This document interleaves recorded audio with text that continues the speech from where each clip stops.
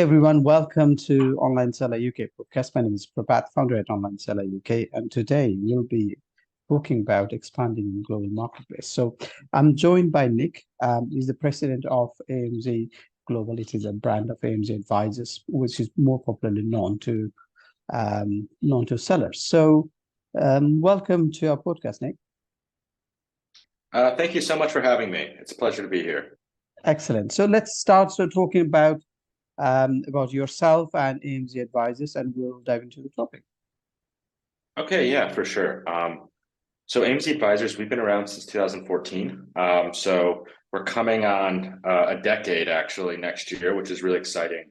Our company is focused on scaling brands on Amazon, full service A to Z, since 2014. For the first 5 years, the majority of our brands were American brands that we'd grow in the US market. But for the last 4 years, we've really focused on the opportunities that exist in different Amazon markets globally. It comes with all sorts of challenges when you start to consult and help manage brands that are selling internationally. And so I'm the president of AMZ Global. We're experts at expanding brands on all of Amazon's global marketplaces. Over the past 3 years, we've expanded over 60 brands to different Amazon global marketplaces. And this past year, I should say 18 months, we've really worked on a package where we could demystify a lot of these things based on our experiences and what we've learned. And so we want to make these expansions as seamless as possible. And so what we do is we kind of take you from start to finish. What are all the things you need to consider? There's a lot of information out there that just says, hey, go to Sell in Italy. It's so easy. Click the expansion button on Seller Central. And then you get there and you realize that it's just not what it seems. It's a wonky tool that doesn't help you do the full expansion, doesn't tell you anything about importing, that a little confusing on the Amazon website. Who's going to import the product?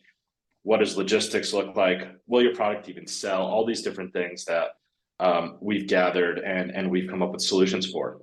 So that's a little bit about who we are and then what I'm currently doing and working for at AMZ Global within AMZ Advisors. Excellent. So talking about expanding globally, so let's talk about, say, whether it's a US brand, whether it's a Brazilian brand, or UK brand. So if they want to expand to a global marketplace, so apart from their home country, you've already mentioned about some of the things that we need to think about. But if there are first steps that we need to take, what are those to expand to global marketplace? I think that ultimately, and this might seem like an obvious answer, but it's surprising how it's not always an obvious answer, and it's, will your product sell? Now, we think that this is sort of a given, but a lot of expansions that I've seen have happened with very baseless sort of research done on whether the product's going to sell or not. So the first thing you need to figure out is if your product's going to sell. And I could probably talk for 50 minutes about how to figure out if your product can sell in a marketplace, but we don't have time for that. So what I would say is market research is more complex than just doing market research in your home country, where you understand the consumer behavior and you understand even the search terms that are being looked for to find your product. When we talk about Amazon marketplaces in emerging Amazon markets, these aren't emerging economic markets. Europe has been around for a long time, but when it comes to e-commerce and when it comes to Amazon, we are talking about marketplaces that are 5 to 10 years behind the US. And what that means is that search journeys tend to be more simple. They're not as precise. They're not as exact. We're not seeing as many precise forward searches that you might see in the Amazon US. Like, I know exactly what I want. I want a teacup that's purple with stars on it. And when you go to Europe, people are still kind of searching for cups, and then they're seeing what's there. And so there's a lot more broad searches. So really digging into these markets and understanding what people are buying after they search is crucial.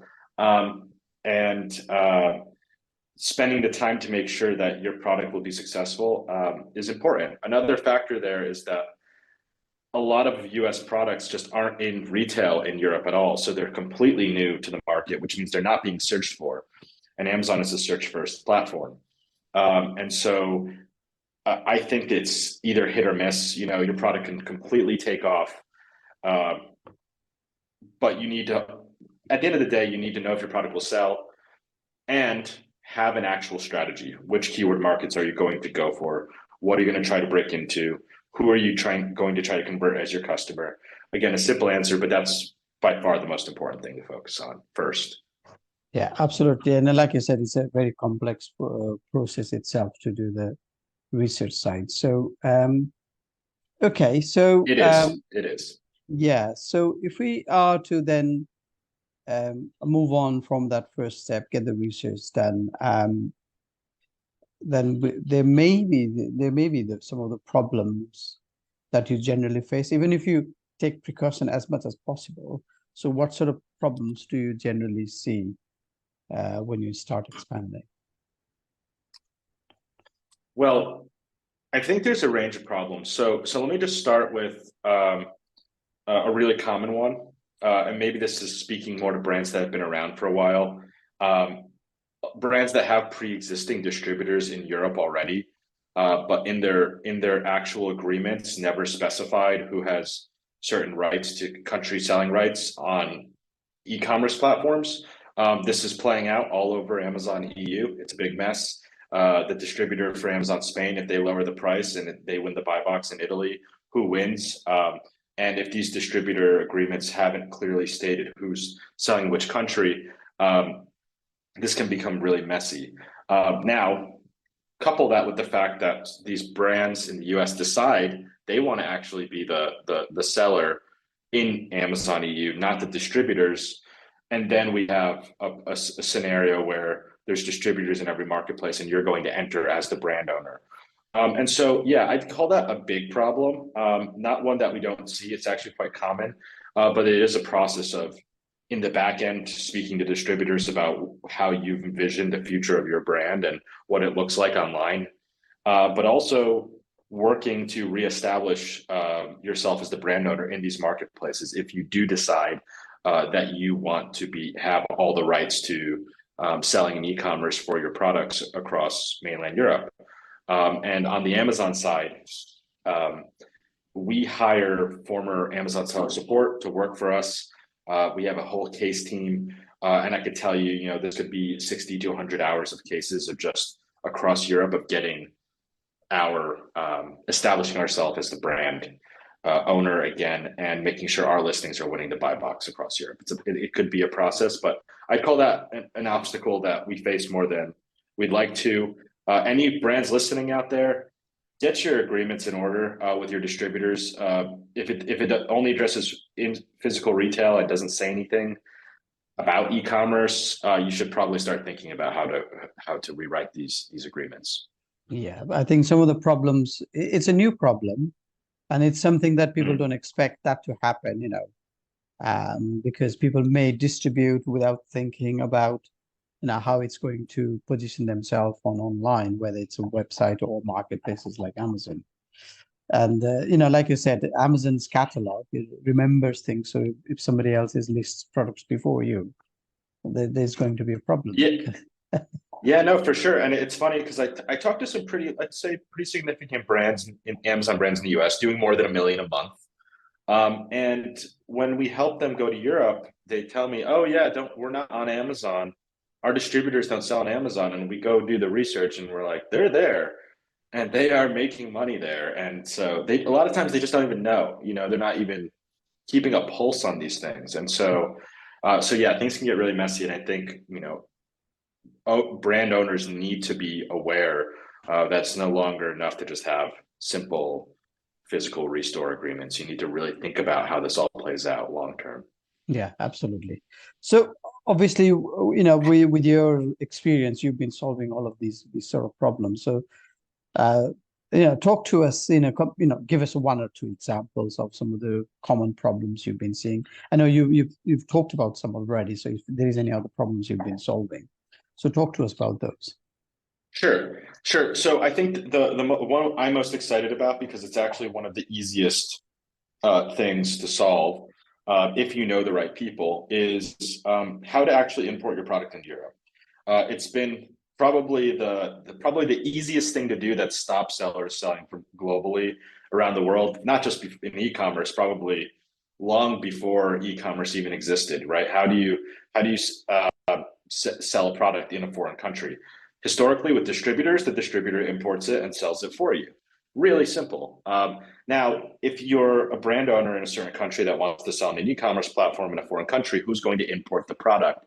You can file, a lot of countries make it easy to start a limited company or LLC and open up and import it yourself.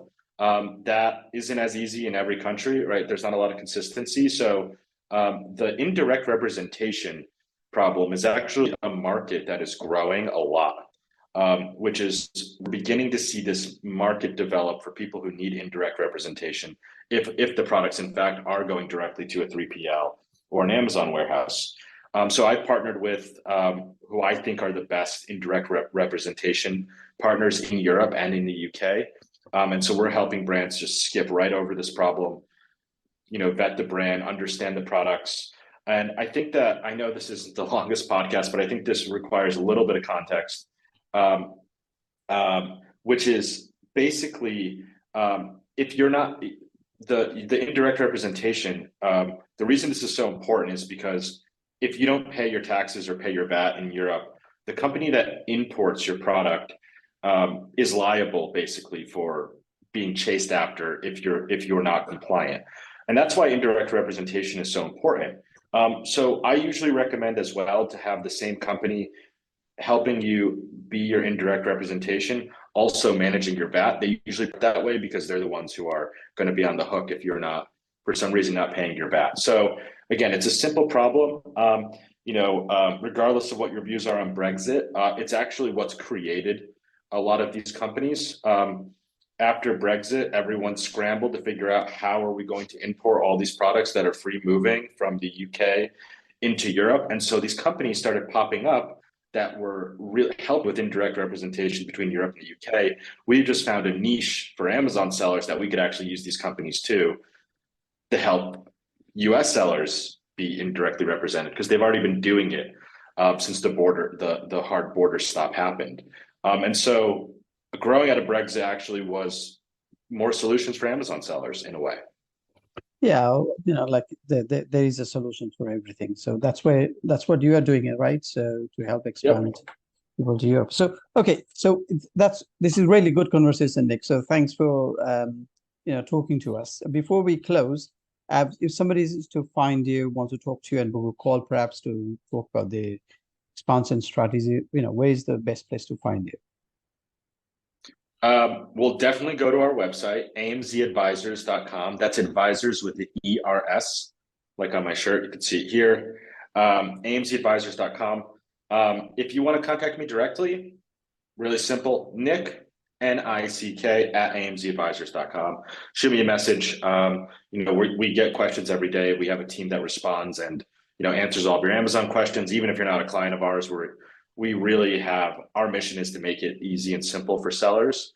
And so, we're always open to being contacted if you want to have a chat or conversation with us about the viability of expanding your product abroad, or even, more general Amazon questions that are difficult to find answers to online. Excellent. Thanks again, Nick, for your time today. Speak to you soon. All the best.